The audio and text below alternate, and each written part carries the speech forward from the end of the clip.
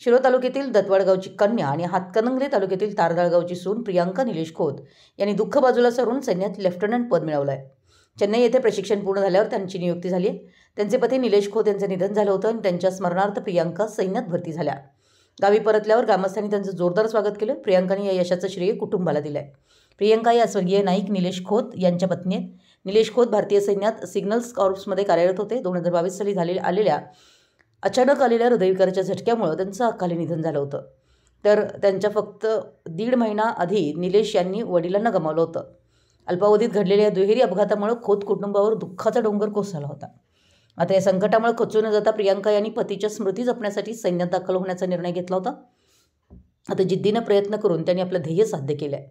Lieutenant पदाची नेमणूक मिळाल्यानंतर प्रियांका खोत आपल्या गावी तारदाळ इथं परतले असता गावकऱ्यांनी त्यांचं जोरदार स्वागत केलं। गावातील प्रमुख मार्गावरून पारंपरिक वाद्याच्या गजरात मिरवणूक काढण्यात आली। प्रियांकाच्या या परतीच्या क्षणाला गावाने सामाजिक सोहळ्याचं स्वरूप दिलं। मिरवणुकीनंतर त्यांचा औपचारिक सत्कार गावकऱ्यांच्या वतीनं करण्यात आला।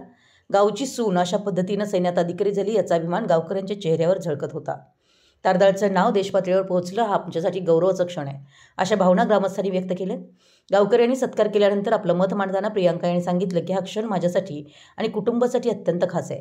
पती सैन्यात असतानाच मला सैन्याबद्दल ओढ लागली होती, तर पतीच्या निधनानंतर माझ्या कुटुंबाकडून मला खंबीर आधार मिळाला आणि त्यातूनच सैन्यात जाण्याची प्रेरणा मिळाली। तर आर्मी म्हणजे केवळ नोकरी किंवा प्रोफेशन नाही, तर तो जीवनाचा मार्ग आहे। दरम्यान पतीचं निधन, कुटुंबियांना आधार देण्याची जबाबदारी आणि स्वतःच्या सैनिकी कारकिर्दीचं स्वप्न यांचा संगम साधत प्रियांकानं आज लेफ्टनंट म्हणून नवा प्रवास सुरू केला आहे। एकेकाळी वैयक्तिक वेदनेतून गेलेल्या या तरुणीनं आज संपूर्ण परिसरातील महिलांसाठी प्रेरणेचा दीप प्रज्वलित केला आहे। भारतीय सैन्याच्या गणवेशातील त्यांची नवी ओळख ही एक केवळ वैयक्तिक अभिमानापुरती मर्यादित न राहता संपूर्ण जिल्हा आणि राज्याच्या नावलौकिकात भर घालणारी ठरली आहे। मराठी एस न्यूजसाठी हातकणंगलेहून विनोद शिंगे।